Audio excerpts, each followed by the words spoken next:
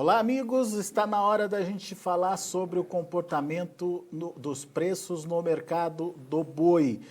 Já tem negócios ocorrendo, obviamente não é referência, mas enfim, já é um novo patamar sendo negociado para o boi China no estado de São Paulo. Negócios já ocorreram a R$ 250.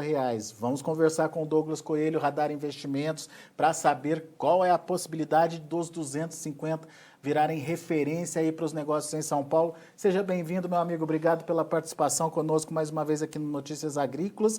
Os negócios já começam a ocorrer de forma pontual, Douglas. É a nova referência aí, na sua opinião, esse patamar dos 250 ou ainda é cedo para falar disso? Muito boa tarde a todos os amigos do Notícias Agrícolas. É sempre um prazer falar com vocês. Muito obrigado pelo convite. E é isso aí, Alexander. O mercado continua muito firme. Hoje a gente vê preços de balcão ao redor de 245, 246, até 247 aqui em São Paulo. Esporadicamente, né? Claro que com animais de grande, com um lote maior, que tem uma proximidade boa do frigorífico, um bom acabamento, né? Que pontualmente, esse 250 acontece sim, isso já é uma realidade, mas não rasgado, né, como a turma costuma falar, não é uma régua geral, né, mas a gente pode pensar nisso sim, é um ponto já de atenção, já não é mais um ponto fora da curva, né, com esses balcões aí de 245, 246, 247, mostra sim uma necessidade da indústria e alguma disputa por animais terminados. Esse fôlego vem da onde, Douglas? Nesse momento, é demanda ou tem influência ainda de uma oferta curta? Sim, acho que o eixo principal, o pilar principal é a oferta, sem dúvida. Em nenhum momento de 2020 o confinamento foi estimulado, né, via grãos, via reposição, via mercado futuro, né?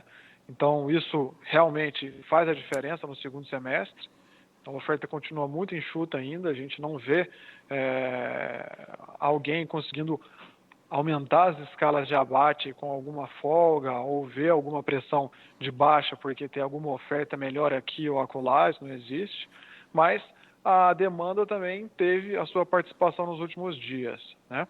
A gente teve uma virada de mês, um consumo relativamente bom, o feriado também agora dessa segunda-feira teve um impacto positivo no varejo, no atacado, e a gente teve um dia menos de abate. Então, uma oferta não só restrita na parte dos animais terminados, mas também restrita em função do abate enxuto, com um dia menos de abate e uma oferta de animais curta, e uma demanda que continuou levando, sim, essa proteína, né?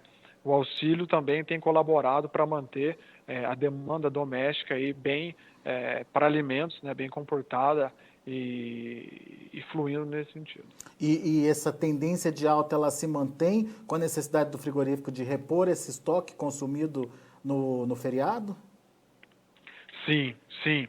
A gente viu uma escalada de preço no atacado que acho que até talvez seja mais destaque do que o boi, né? Desde meados de agosto, a arroba, no ano passado a gente viu batendo uns 14,40 ali por quilo, quando a gente olha para a carcaça casada, e aí o atacado voltou, mas em agosto, meados de agosto para hoje, não foi isso que a gente viu, né? Rompeu os 14,50, foi para 14,80, hoje a gente tem nossa referência em 16,05, então sim, hoje o varejo repõe as gôndolas com preços acima do que eles tinham praticado há 2 semanas ou há 1 semana. Isso é a realidade. 16,05 é o preço da carne no atacado. Isso, é o quilo da carcaça casada no atacado. Muito bem. E isso está sendo repassado já para o varejo? Já chegou na ponta final para o consumidor? Ou está meio que sendo absorvido aí pelo varejo, Douglas, pelos varejistas, no caso? Sim, a gente viu hoje, ontem, né, os índices de inflação, o IGPM, o IPCA mostrando sim alguma variação, né? Então no varejo teve sim um aumento, né? Claro que o espaço para preço no varejo, né, talvez nesse momento seja até um pouco mais curto, né? Não tem tanta flexibilidade assim. E quando a gente fala de carcaça casada, a gente está falando de um número, né? Que é o traseiro, a ponta de agulha e o dianteiro, um número só fechado, enquanto no varejo existem cortes, né, que a gente consegue flexibilizar um pouco mais essa questão de preços, né, a fraldinha é um preço, o acém, o patinho, o peixinho é outro, né, a ponta o flanco ali, o vazio é outro, né, então existe sim uma variação diferente do varejo para o atacado, mas é possível pensar que houve sim um repasse para o varejo. Então, houve sim um aumento de preço no varejo. Porque a grande preocupação era saber se lá na ponta final, se o consumidor aceitaria mais uma alta, né, Douglas? E se isso se confirmasse, a consistência dos valores no atacado e, consequentemente, da arroba seria melhor, né? Sim, sim. Na verdade, a gente está dentro desse movimento, né? A gente vê assim, ele já está acontecendo agora, a gente já está dentro dessa situação, né? A arroba saiu de 210, de 218 aí, a gente já está vendo uma arroba de 245, 250, com a carne que rompeu os 14,50, já está em 16 hoje, né? O auxílio dá um estímulo para esse consumo, esse financeiro, essa renda disponível que chega na população, ela não vira bem de consumo durável, não vira uma linha branca, não vira geladeira, lavadeira, não vira carro, vira alimento, né? E isso tem dado um fôlego sim, a gente já está dentro desse cenário. Legal. E agora, segunda quinzena de mês por aí, tradicionalmente tem um freio aí no crescimento das cotações. Mas daí, né, Douglas, tem a questão da exportação, que a gente viu que já vem puxando aí também já há algum tempo as cotações da arroba, ou pelo menos ajudando nesse processo. Qual o papel das exportações nessa segunda quinzena? Seria mais de manter os atuais patamares ou ela ainda pode continuar puxando os preços para cima, Douglas? Bom, a exportação está se provando em mais um ano com uma via de escoamento muito importante para a produção de carne bovina do Brasil, né? A gente viu desde maio, né, com a relação dólar-real, quando o dólar puxou bastante, nossa exportação começou a ir de vento em popa, né? Desde maio a gente está exportando volumes bem acima do que o ano passado. Em setembro deve continuar, pelo menos até os dados que o MDIC divulgou ontem, a gente deve ter um bom desempenho em setembro também. Talvez seja prematuro para a gente cravar um número, já que boa parte do mês ainda deve ser contabilizado, mas a gente deve ter uma exportação firme, sim, entre 160, entre 170 mil toneladas, né, com os dados que a gente tem. Então deve continuar drenando e deixando o mercado interno bem enxuto, né? Mas é válido ponderar que a exportação, por mais que ela tenha aumentado de volume e aumentado a participação também, ela não deve estar muito distante aí dos 35%, né, no máximo aí 35%, né? A gente tem um balanço ainda em que o mercado doméstico ele é preponderantemente maior, mais relevante, né? Ele tem maior participação no escoamento da produção em relação à exportação. Então, às vezes o pessoal fala, a exportação tem sido o maior problema, a exportação que está deixando um negócio aqui desandar no mercado interno, e talvez pode ser até uma visão enviesada, né? Grande parte fica aqui no mercado interno, né? E a menor parte ainda, mesmo com o crescimento dos últimos anos, vai para a exportação. A função da exportação é enxugar mesmo uma possível sobra aí de produção, certo? Exato, exatamente. E tem um balanço muito importante, né? Além da questão do faturamento ser em dólares, né? Oxigena a indústria exportadora aqui, dá mais gás, né, para a indústria conseguir negociar, comprar melhor, ter flexibilidade, ir para uma planta ou outra, ter o balanço dos cortes também, né? Por exemplo, Oriente Médio, Chile, alguns países preferem cortes de dianteiro, que tem menos gordura, né? Enquanto a preferência nacional ainda são os cortes de traseiro, né? A picanha, a fraldinha, né? Enfim, tem um balanço muito importante. Então, a exportação é essencial, né? Ela não é a vilã do que a gente está vendo, não. Acho que o que está acontecendo agora seria uma oferta relativamente enxuta em relação aos anos anteriores, porque o confinamento não foi estimulado na época do coronavírus, onde a incerteza era muito grande. Acho que essa seria mais a nossa visão aqui no momento. Ok. Agora, o ritmo de exportação está superando, inclusive, o que se viu, o que se via nos últimos 10 anos. A gente já conversou sobre isso, de uma tradicional evolução da exportação, principalmente do segundo semestre, e me parece que esse ritmo está muito maior agora, né, Douglas? Exato, exatamente, Alexander. Um bom gancho você puxou, né? A gente havia comentado até nos bate-papos anteriores nossos que a média do segundo semestre, né, das exportações de carne bovina do Brasil, exportação de carne bovina in natura, gira ao redor de 17%, 17,05%, ou seja, no segundo semestre o Brasil tende a exportar cerca de 17,5% a mais do que ele exporta no primeiro semestre de carne bovina in natura. E nesse ano a situação pode ser até bem acima disso, né? No ano passado como um todo, o Brasil exportou 12,5% a mais, de janeiro até dezembro.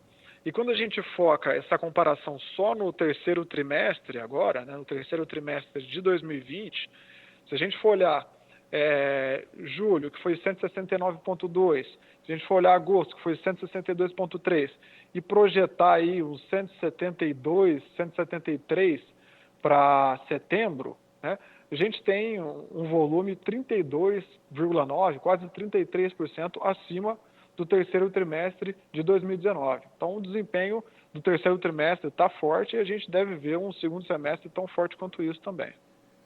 33% acima dos mesmos 3 meses do ano passado.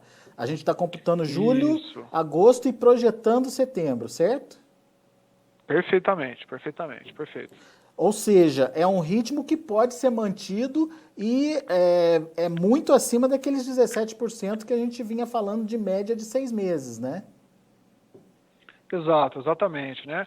A gente está em 3 meses, né, que já foram muito bons, esses 33% falam por si só, né? E historicamente a China vem com maior apetite em outubro, em novembro, né, para fazer seus estoques, tem as festas, o final de ano. Então a gente pode esperar um desempenho tão bom, até acima disso, para os meses finais, né? Possivelmente que a gente tenha um 2020 bem positivo olhando para o mercado externo de carne bovina. Isso é fato. Esses 3 meses já dão uma boa cor, já dão uma boa sensação que a gente pode esperar para o restante do ano. Agora, Douglas, a gente abrindo as exportações, na hora que a gente viu o que cada país consumiu, a gente viu um recuo, pelo menos um pé no freio da China aí no mês de agosto. Não é nada muito significativo, mas enfim, é um volume menor do que ela consumiu no mês anterior, por exemplo. É um sinal de alerta? Quer dizer alguma coisa ou foi mais uma condição pontual só aí de reorganização das compras, na sua opinião? Bom, acredito que seja mais pontual, né? O volume não foi significativo. Nos últimos meses, nas últimas semanas, a gente viu que a China voltou a abrir, retomar as exportações de alguns outros frigoríficos de outros países, né? Alemanha, outras plantas que estavam fechadas, né? E isso é natural da China mesmo. Do mesmo jeito que o Brasil tem a ginga, o jeitinho brasileiro, o chinês tem o jeitinho de negociar deles também. Eles são traders puros, negociam em volume, preço, conseguem fazer mudanças rápidas, né? E isso não assusta, não. Acho que a demanda lá continua bem firme, né? A gente continua bem consolidado como um fornecedor de proteína de qualidade e preços acessíveis, né?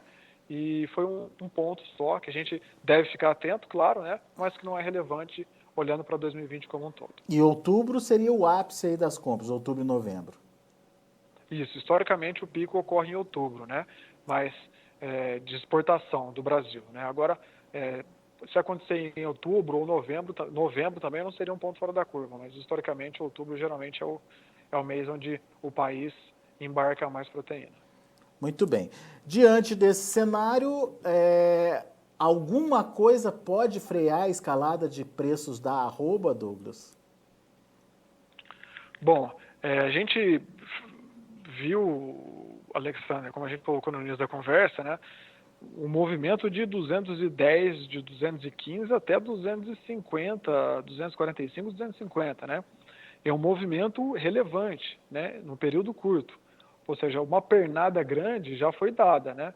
Talvez esperar uma pernada nessa mesma proporção, né, talvez não seria tão tão conservador assim, vamos colocar, tão factível, né? O espaço para ter um movimento tão grande quanto esse, ele pode ficar um pouco mais limitado. Mas todos os fundamentos mostram que o mercado é bem firme, né? Seja pelo lado da oferta, seja pelo lado da demanda externa, seja pelo lado da demanda interna, auxiliada pelo auxílio do governo, né? Então, os fundamentos continuam sólidos. Talvez uma pernada tão forte, tão brusca quanto essa, a gente não deve ver, mas alguns passinhos ainda é possível dar sim. Legal. Fôlego tem, mas talvez não uma explosão nas cotações como a gente viu acontecer aí nos últimos meses, mas mais ajustes, correções, enfim, adequações de preços aí podendo acontecer até para que o frigorífico consiga convencer o produtor que ainda tem animal a liberar esses animais para abate, certo? Perfeito, exatamente. Tá certo. Douglas Coelho, meu caro, mais uma vez muito obrigado, viu, pela sua participação, pela análise aqui para a gente, que é muito importante, principalmente para quem está investindo no setor, entender o que está acontecendo e o que pode vir por aí. As explicações são bem didáticas nesse sentido e a gente espera contribuir aí para que o pecuarista possa se programar e possa se organizar nas tomadas de decisões, principalmente daqui para frente. Por enquanto, muito obrigado. Eu que agradeço pela confiança, pela oportunidade mais uma vez. Um abraço e um bom trabalho, Alexandre. Até mais. Valeu, até a próxima, Douglas. Tá aí Douglas Coelho, Radar Investimentos, comentando o mercado do boi aqui com a gente no Notícias Agrícolas. Antes de encerrar, deixa eu passar para vocês como estão os negócios lá na B3, Mercado Futuro, principalmente para o boi, e o indicador que ontem deu uma estilingada também, alta de 1,43%, como você está vendo aí na tela, a R$ 243,90. Indicador CPEA do dia de ontem, dia 8 de setembro. Na B3, evolução dos preços apenas para o vencimento de setembro. Primeiro vencimento, R$ 143,90, juntando aí, portanto, buscando aí o indicador. Outubro, R$ 244,55. Hoje, outubro recuando, 0,04%. Não é um recuo muito forte, muito considerável, mas, enfim, é um mercado negativo. Novembro, R$ 247,60, queda de 0,16%. E o dezembro, em linha com essa queda do novembro, 0,14% no caso do contrato de dezembro, a R$ 247,20. Mas, segundo o Douglas, já tem negócios ocorrendo na casa dos R$ 250 por arroba.